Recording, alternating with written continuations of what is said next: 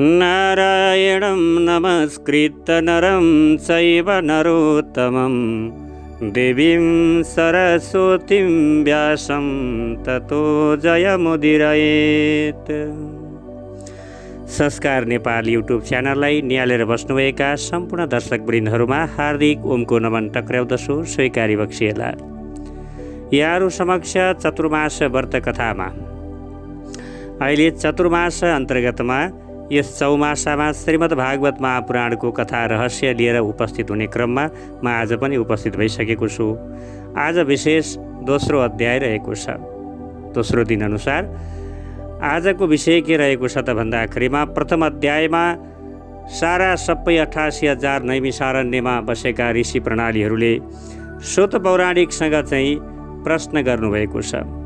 कलिकाल आउन लागेको छ।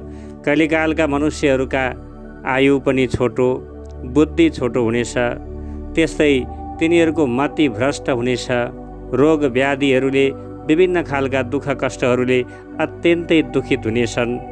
तिनीहरूको उद्धार कसरी गर्न सकिएला भन्दै यस कलिकालको प्रकोपबाट बच्नको लागि 1000 वर्षमा बल्ल समापन हुने त्यस्तो खालको महायज्ञ आयोजना गरेर अनुष्ठान गरेर चाहिँ बस्नुभएका सम्पूर्ण ऋषि प्रणालीहरूले शुद्ध पौराणिकसँग प्रश्न गर्नुभयो। सारा सबै ऋषिहरूको सौनकादि ऋषिहरूका प्रश्नहरू सुनिसके पछाडि दङ्ग परेर बसेका रोमहर्षणका छोरा उग्रश्रवा ऋषिहरूले गरेका प्रश्नको प्रशंसा गर्दै यस प्रकारसँग भन्नुहुन्छ। सबैभन्दा पहिला चाहिँ सुखदेव स्वामीको चाहिँ उहाँले वन्दना गर्नुहुन्छ। सुखदेव स्वामीको उहाँले प्रशंसा गर्दै वन्दना गर्दै के भन्नुहुन्छ त नि भन्दाखेरिमा यम प्रवर्जन्तम् अनुपेतं एत कृत्यं द्वैपायनो विरह कातर आजुहाव पुत्रेति तन्मयेतया तरवो अभिनेदुस्तं सर्वभूतहृदयं मुनिमानतो अस्मि। के भन्नुभयो भने यज्ञोपवीत संस्कार पनि हुन नपाउँदै सुखदेव स्वामी लौकिक वैदिक सबै प्रकारका कर्मलाई त्यागेर एक्लै वनतिर लाग्दाखेरिमा उहाँका पिता महर्षि वेदव्यास द्वैपायनले पुत्र विरहले व्याकुल हुनुभयो। कति रहरले कति सपना देखेर चाहिँ छोरो पाएको, त्यही छोरो पनि जन्मन नपाउँदै उठेर भाग्छे। बडा पिर पर्यो वेदव्यासलाई, ए बाबु तिमी नजाऊ न, ए छोरा तिमी कहाँ जान लाग्यौ भनेर पछि पछि चिच्याउँदै भाग्नुभएको थियो। त्यही बेलामा पिताको शोक हटाउनको लागि सुखदेवजीको तर्फबाट रुखहरूले जवाफ दिएछन्, वृक्षहरूले। त्यस घटनाबाट सुखदेवजी सम्पूर्ण प्राणीको हृदयमा आत्माको रूपमा विराजमान हुनुहुन्छ भन्ने कुरा सबैलाई प्रमाणित पनि भयो। त्यस्तै सम्पूर्ण आत्माहरूको रूपमा एकसाथ आफूलाई गराउनु भएको रहेछ भन्ने कुरा सिद्ध हुन्छ। र यस सर्वव्यापी महामुनि सुखदेवजीलाई मेरो नमस्कार, म नमस्कार गर्दछु भनेर यस्तो प्रकारले सुखदेवजीलाई पहिला नमस्कार गर्नुभयो शुद्ध पौराणिक मुनिले। अज्ञान रूपी घोर अन्धकारलाई पार गर्ने इच्छाले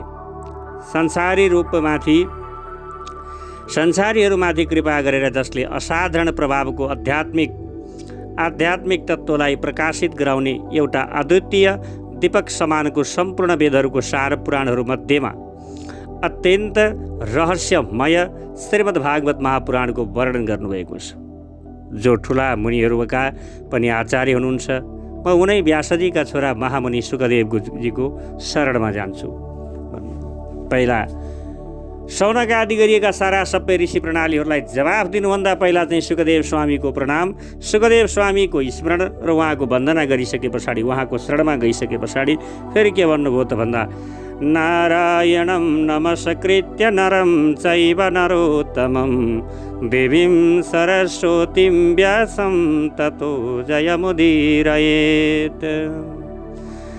के भन्नुभएको छ त नि भन्दा मानिसहरू मध्येका सर्वश्रेष्ठ भगवान अवतार नरनारायण ऋषिलाई नारायणम नमस्कृत, त्यस्तै सरस नरम चैव नरोत्तम मानिसहरूमा पनि उत्तम अवतार नर अवतार नारायण ऋषिलाई र सरस्वती देवीलाई देवीं सरस्वतीं, त्यस्तै व्यासम व्यासजीलाई नमस्कार गरेर संसार एवं अन्तःकरणका समस्त विकारहरूमाथि विजय प्राप्त गराउने यस भागवत ग्रन्थको पाठ गर्न थाल्नु भनेर भन्नुभएको छ। हे ऋषिहरू, सम्पूर्ण संसारको कल्याण गराउने यो अत्यन्त राम्रो प्रश्न तपाईँहरूले गर्नुभएको छ, जसले जगतको कल्याण हुन सक्छ। जगतमा भएका सम्पूर्ण प्राणीहरूको हित गर्नको लागि, सम्पूर्ण जीव जीवाणुहरूको हितकारक यस श्रीमद् भागवत महापुराणको जुन महत्त्व रहेको छ, यसको रहस्यात्मक तरिकाबाट यसको तपाईँहरूले प्रश्न सोध्नुभएको छ, ताकि तपाईँहरूलाई थाहा नभएर मात्रै होइन। यहाँ के छ भने दर्शकवृन्दहरू, हामीहरूले बुझ्दछौँ शौनक आदि गरिएका ऋषि प्रणालीहरूले कथा नबुझेर सोध्नु पर्या होइन क्या। हामीहरू बुझ्छौँ नजानेर हो कि। भागवतमा भगवान् श्रीकृष्णले अर्जुनलाई चाहिँ गीतामा ज्ञान दिनुभयो, अर्जुन ज्ञानी नभएर होइन, अर्जुनलाई माध्यम बनाएर तपाईँ हामीलाई सुनाउनु भएको छ। त्यस्तै यहाँ शौनक आदि गरिएका सारा ऋषि प्रणालीहरूलाई माध्यम बनाएर शुद्ध पौराणिक मुनिले यस कथाको वाचन गर्नुभएको छ। र यसमा सारा जगतको कल्याण हुनेवाला यस्तो अचम्मको प्रश्न तपाईँहरूले सोध्नुभयो, किनकि यो प्रश्न श्रीकृष्णको चरित्रको सम्बन्धमा छ। यो प्रश्न सुन्दैमा अन्तःकरण अत्यन्त पवित्र र आनन्दित हुन्छ। जब भगवान् मनमोहन कृष्ण कन्हैयाको कथा र उहाँसँग सम्बन्धित कथा छ, जसबाट नारायणमा निष्काम र अटल भक्ति हुन्छ। मानिसहरूको निम्ति त्यही नै सबैभन्दा उत्तम धर्म हो, जसले निष्कामको भक्ति गर्न सक्दछ। यस्तो भक्ति आनन्द स्वरूप परमात्माको अनुभव गरेर चित्त प्रसन्न हुन जान्छ। भगवान् वासुदेवमा भक्ति हुनासाथ अर्थात् अनन्य प्रेमले उहाँमा चित्त लगाउने बित्तिकै संसारदेखि वैराग्य र शुष्क तर्क आदिले रहित भएको विशुद्ध ज्ञान उत्पन्न हुन्छ। धर्मको ठिकसँग अनुष्ठान गर्दा पनि मानिसको हृदयमा श्री विश्ववक्षिण अर्थात् नारायणका लीला कथाहरूप्रति अनुरागको उदय भएन भने त्यसलाई केवल श्रम अर्थात् निष्फल नै सम्झनुपर्छ। संसारको बन्धनबाट मुक्ति प्राप्ति गर्नको लागि, मुक्ति पाउनको लागि नै धर्मको सार्थकता बुझिन्छ। त्यसबाट केही सांसारिक सम्पत्ति उपार्जन गरियो भने त्यसलाई सफलता भन्न मिल्दैन। धर्मको माध्यमले विभिन्न खालका चाहिँ सांसारिक सम्पत्तिहरू बटुल्नु मात्रै धर्मको उद्देश्य होइन, त्यसलाई सफल मानिँदैन। संसारको बन्धनबाट मुक्ति पाउने भनेको नै धर्मको फल हुन्छ। त्यसले गर्दा आखिरमा सामग्री एकत्रित गरियो भने पनि यो कुनै लाभको कुरो भएन। भोगका सामग्री पनि बाँचुन्जेल इन्द्रियलाई तृप्ति गराउने हुन्, तर अरू यसको कुनै उद्देश्य केही पनि छैन। जतिबाट जीवन निर्वाह हुन सक्छ त्यति मात्रै भोगलाई ठिक हुन्छ। आफूलाई आवश्यक हुने जीवन निर्वाहबाट अरू बढी भएको चाहिँ त्यो आवश्यक कुनै त्यो सार्थकता हुन सकेन। त्यसले गर्दा आखिरमा भोगका सामग्रीको पनि बाँचुन्जेल इन्द्रियलाई तृप्ति गराउने हो, तर यसमा विभिन्न प्रकारका कर्ममा फँसेर यस लोकमा अथवा परलोकमा सांसारिक सुख प्राप्त गर्नु अथवा जीवित हुनुको वास्तविक त्यो प्रयोजन पनि होइन। वास्तविक तत्त्व अर्थात् भगवत तत्त्व जान्ने जुन शुद्ध इच्छा हुनु नै जीवित हुनुको परम उद्देश्य हुन्छ।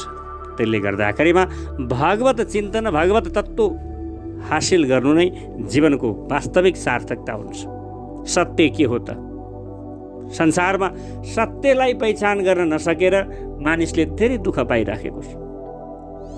सत्य भनेको यस्तो चिज हो जुन हिजो पनि थियो, आज पनि छ र भोलि पनि रहनेछ। हिजो जुन अवस्थामा सत्य थियो आज पनि त्यही अवस्थामा रहनेछ र भोलि पनि त्यही अवस्थामा हुनेछ। त्यो हो सत्य। सत्य कहिल्यै परिवर्तन हुँदैन। असत्य हिजो जो थियो आज अर्कै छ र आज जो थियो भोलि अर्कै हुन्छ। यो दिनदिनै परिवर्तन हुने, यसलाई असत्य भन्छ। तत्त्ववेत्ताहरू ज्ञाता र जेयको भेदले रहित भएको अखण्ड अद्वितीय सच्चिदानन्द स्वरूप ज्ञानलाई नै तत्त्व भन्दछन्।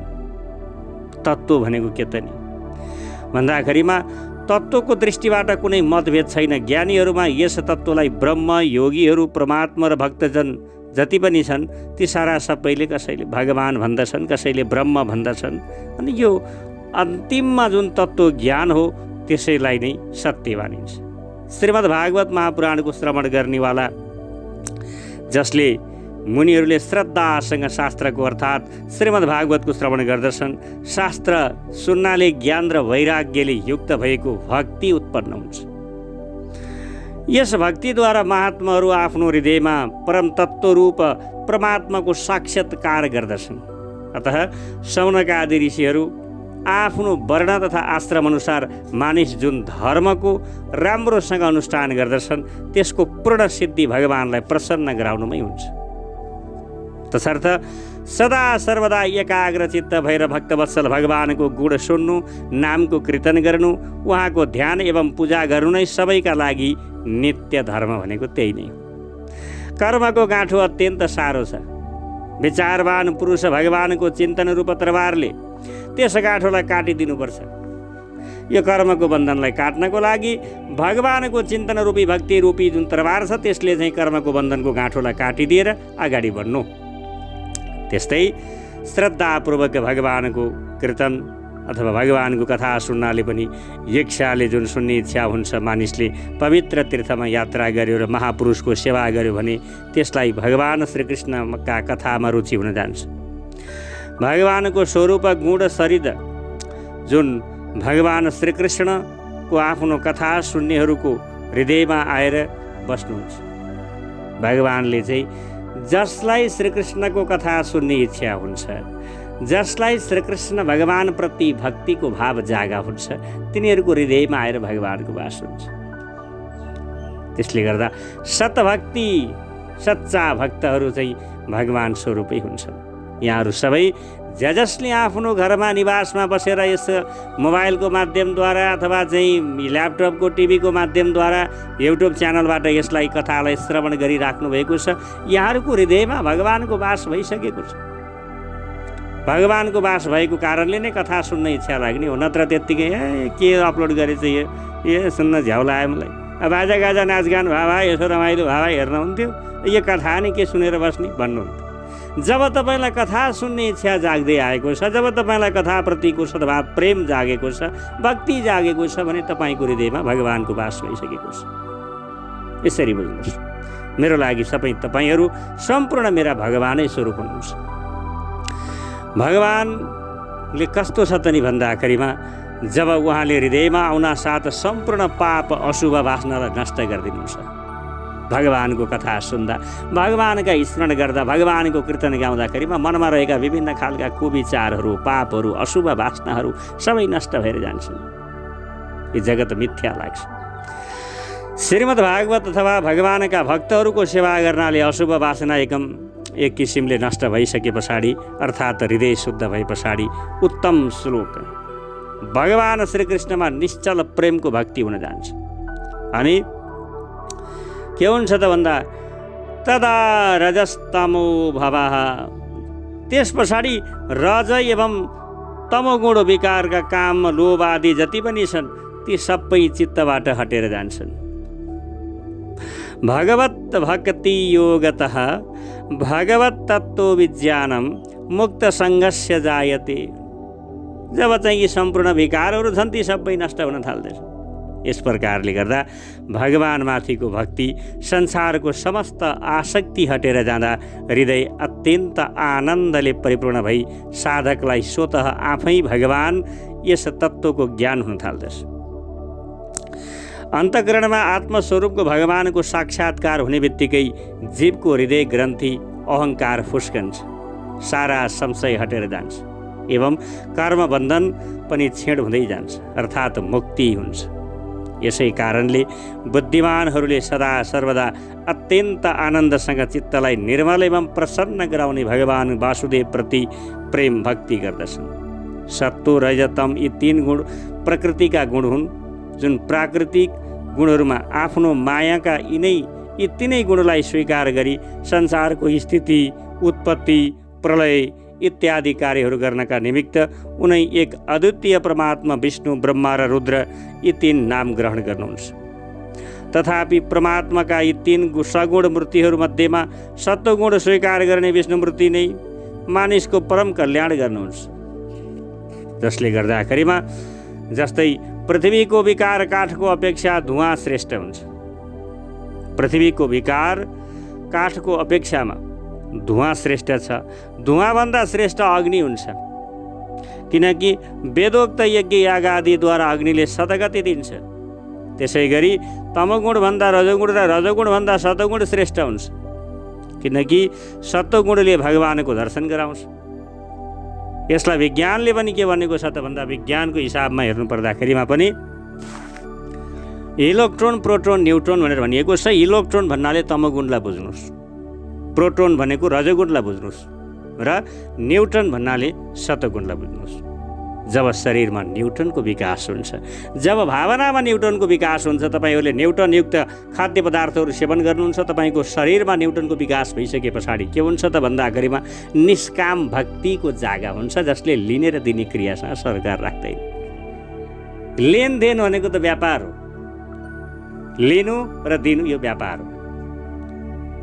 सकामी भक्ति भनेका अथवा कुकामका भक्ति, अर्काको नराम्रो होस् अर्को कुभलो होस् भनेर गरिएका भक्ति हुन्छन्। कोही चाहिँ कस्तो भन्दाखेरिमा भगवानसँग भक्ति गर्ने कामनाको आशा छैन कति पनि, त्यसलाई निष्काम भक्ति भन्छ। त्यसैलाई विज्ञानले न्युट्रन भन्छ। यस्तो प्रकारसँग भगवानको भक्ति जागा गराउनु भनेर भनिएको छ।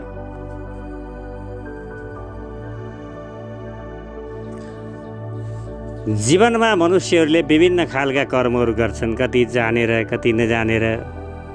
अनि यसमा विभिन्न खालका चाहिँ हामीहरूमा चाहिँ शरीरले पनि हिंसा गरिराखेको हुन्छ, कतिले मनबाट हिंसा गरेको हुन्छ, कायिक वाचिक मानसिक, मनबाट वचनबाट शरीरबाट विभिन्न खालका हिंसाहरू भइराखेका हुन्छ। कहिलेकाहीँ चाहिँ हामीले चाहिँ कस्तो क्षत्रिय समाजमा भन्दाखेरिमा जताडा हुन्छ आफ्नो काम चाहिँ राम्रो, अर्काले गरेको सबै खत्तम बर्बाद भयो। त्यो पनि एक प्रकारको हिंसा हो। बाघ हिंसा हो, बाढीबाट हिंसा गरियो। शरीरबाट हिंसा हुन्छ, मनबाट हिंसा हुन्छ। मनले कसैको नराम्रो सोच्नुभयो, मनले सधैँ अर्काको नराम्रो मात्रै सोच्नुभयो, त्यो मनबाट हिंसा भयो। त्यसरी चाहिँ मनका कर्महरूलाई पनि शुद्धिकरण गर्ने, वचनका कर्महरूलाई शुद्धिकरण गर्ने, कायिक वाचिक मानसिक यी सबै कर्मलाई शुद्धिकरण गर्नको लागि नै भागवत तत्त्व प्राप्त गर्नको लागि जब सद्भक्ति मनमा जागा हुन्छ कि सम्पूर्ण विकारहरू आफै नाश भएर जान्छ। यही प्रकारले गर्दाखेरिमा भगवानको के छ त भन्दा प्राचीन युगमा महात्माहरूले विशुद्ध सत्व स्वरूप भगवान अधोक्षज अथवा विष्णुकै आराधना गर्दछ। जो तीन मुनिहरूको अनुसरण गर्दछन्, ती मुनिहरू जसले तिनको चाहिँ समेत कल्याण हुन्छ भने संसार सागरबाट पार लाग्न खोज्नेहरू कसैको निन्दा अथवा दोष हेर्नेतर्फ नलागे तापनि घोर रूप धारण गर्ने तमगुणी रजगुणी भूत प्रेत पिचासहरूको उपासना नगरेर भगवान विष्णु भगवानका शान्त मूर्तिकै भजन गर्नु, यसैबाट जीवनको मुक्ति हुन्छ, यसैबाट सत्मार्ग प्राप्त हुन्छ। तर रजगुणी तमगुणी स्वभाव भएका पुरुषहरू धन भूतगण एवं प्रजापतिहरूकै उपासना गर्दछन्। चारै वेदले कृष्ण भगवानकै प्रतिपादन गरेका छन्। यज्ञ पनि उहाँकै आराधना गर्दछन्। त्यस्तै योगहरूद्वारा प्राप्त हुने पनि उहाँ नै हुनुहुन्छ। कर्महरूद्वारा पनि उहाँकै सिद्धि हुने हो। ज्ञानले जान्नुपर्ने वस्तु उहाँ नै हुनुहुन्छ। तपस्या पनि उहाँलाई नै प्राप्त गर्नको लागि हो। धर्म पनि उहाँकै निम्ति हो। सम्पूर्ण गतिहरूको लक्ष्य पनि भगवान श्रीकृष्ण नै हुनुहुन्छ। भगवान श्रीकृष्ण प्रकृति र तिनका गुणदेखि पर सर्वव्यापक हुनुहुन्छ। तापनि आफ्नो सदरूपा कार्य कारण रूपा त्यस्ता त्रिगुणमयी मायाले सगुण रूप धारण गर्नुहुन्छ। उहाँले नै सृष्टिको आदिमा ब्रह्म रूपले यस जगतको रचना गर्नुभएको छ। तर आफ्नो मायाको विलास सत्व रजतम यी तीन गुण धारण गर्दा उहाँ सगुण जस्तो देखिनुहुन्छ, तर वास्तवमा उहाँ विज्ञानले परिपूर्ण हुनुहुन्छ। अग्नि वास्तवमा एउटै भए तापनि विभिन्न प्रकारका काठमा अनेक आकारले देखिन्छ। अग्नि एउटै हो। अग्नि एउटै भए पनि के हुन्छ त भन्दाखेरिमा सानो काठ आधाउरोमा एउटै अर्को रूपमा देखिन्छ, जङ्गलभरि लागे आगो अर्को रूपमा देखिन्छ, अथवा विभिन्न आगाका कोइलाहरू यो आगाका प्रकार धेरै देखिन्छन् आकारहरू, तर अग्नि वास्तवमा एउटै हुन्छ रूप चाहिँ। त्यस्तै जस्तो यसमा चाहिँ अनेक प्रकारका प्राणीहरूमा व्याप्त हुनुभएको छ भगवान। अनेक देखिनुहुन्छ। किरामा पनि भगवान हुनुहुन्छ, फट्याङ्ग्रामा पनि भगवान हुनुहुन्छ, सर्प भ्याकुतो सारा सबै जीव जीवाणु बाघ भालु हात्ती होइन स्याल कुकुर मनुष्यहरू यी सम्पूर्ण प्राणीमा भगवानको वास छ। हेर्दाखेरि अनेक रूप देखिन्छ। हामी बाहिर कसैलाई चाहिँ कोट प्यान्ट लगाएको च्याट्ट परेको र त चिल्लो चिल्लो गाडी साडी चढेर आएर त भने हो हजुर नमस्कार भने सरोट ठोक्यो। त्यो भित्र बस्ने हरि र रोडमा भिखारी भएर बसेको, जुन रोडमा खाते भएर बसेको बस्ने हरि एउटै हो क्या? दुईटा हरि छैन। हामी साकारमा दौडिया छौँ। निराकार तत्त्वलाई पहिचान गरौँ। चर्म दृष्टिलाई हटाएर ब्रह्म दृष्टि राख्न सक्नु पर्यो। छाला भनेको त कालो गोरो सेतो जस्तो पनि हुन्छ, मान्छे अल्को हल्को अल्को होचो पुड्के पातलो जस्तो पनि हुन्छ। आकारको भरमा नभइकन निराकार तत्त्वलाई पहिचान गरेर भित्रको ब्रह्मको पहिचान गर्न सक्ने भावनाको विकास होस् भन्ने शास्त्रको सार्थकता हो। त्यस्तै भगवानमा के छ त नि भन्दाखेरिमा जो चाहिँ जसरी अनेक आकारका प्राणीहरूमा व्याप्त हुनुभएको छ, अनेक जस्तो देखिनुहुन्छ, उनै परमात्मा भूत तन्मात्रा इन्द्रिय तथा अन्तःकरण आदि गुणमय भावद्वारा विभिन्न प्रकारका योनिहरूको निर्माण हुन्छ। आफूले निर्माण गरेका ती विभिन्न भिन्न जीवको रूपमा प्रवेश गरी ती योनिलाई सुहाउने किसिमका विषयहरूको उपभोग गराउने गर्नुहुन्छ। उहाँ सम्पूर्ण लोकको रचना गर्नुहुन्छ। देवता, पशु, पक्षी, मनुष्य आदि सारा सबै योनिका लीलाका लागि अवतार ग्रहण गरेर सत्व गुणद्वारा जीवहरूको पालन पोषण पनि गर्नुहुन्छ। यसले गर्दाखेरिमा यसलाई अलि गहिरो चिन्तनबाट, रहस्यमय तरिकाबाट यसलाई बुझ्नुपर्ने हुन्छ। सामान्य ढङ्गबाट, सामान्य तरिकाबाट कथा सुनेर मात्रै बुझिँदैन। सामाजिक यज्ञहरूमा के हुन्छ त नि भन्दा त्यहाँ दाताहरू विशेष अर्थ उपार्जनको लागि, अर्थ सङ्कलन गरेर सामाजिक विकास गर्नको लागि, भौतिक विकास गर्नको लागि आयोजना गरिएका यज्ञहरू हुन्छन्। त्यसमा चाहिँ अलिकति कथा पनि राम्रोसँग हुँदैन। अनि फेरि त्यहाँ अब भजन कीर्तन भन्यो, झाँकीहरू भन्यो, यी सारा कुराहरू हुन्छन्, रङ्ग रमाइलोको कुरा हुन्छ। वास्तविक तत्त्व गहिराई के हो त? त्यसलाई बुझ्न आवश्यकता छ। भगवानको नाम हो, घर बसेर लिँदा पनि उही हो, मन्दिरमा गएर लिँदा पनि उही हो, तीर्थमा गएर लिँदा पनि उही हो। भगवानको नाम जहाँ बसे पनि हरिमा भगवानको भजन चाहिँ शुद्ध मन तरिकाबाट, शुद्ध तरिकाले भज्नुभयो भने यहाँको घरै मन्दिर हुन्छ, यहाँको भावना नै मन्दिर हुन्छ। त्यसले गर्दा शुद्ध भावनाको विकास गर्नु, शुद्ध मनले सधैँ भगवानको चिन्तन गर्नु, यसरी तपाईँको जीवन सफल हुन्छ। आजको लागि चतुर्मासमा श्रीमद् भागवत महापुराणको कथा रहस्य यहाँहरूको समक्ष दोस्रो अध्यायलाई आज यति नै गरौँ। फेरि अर्को तेस्रो अध्यायमा हाजिर हुनेछु, उपस्थित हुनेछु भन्दै अहिलेको लागि आज्ञा चाहन्छु, बिदा दिनुहोस्। हरि ओम। पूर्णमदः पूर्णमिदं पूर्णात् पूर्णमुदच्यते पूर्णस्य पूर्णमादाय पूर्णमेवावशिष्यते। ओम शान्तिः शान्तिः शान्तिः।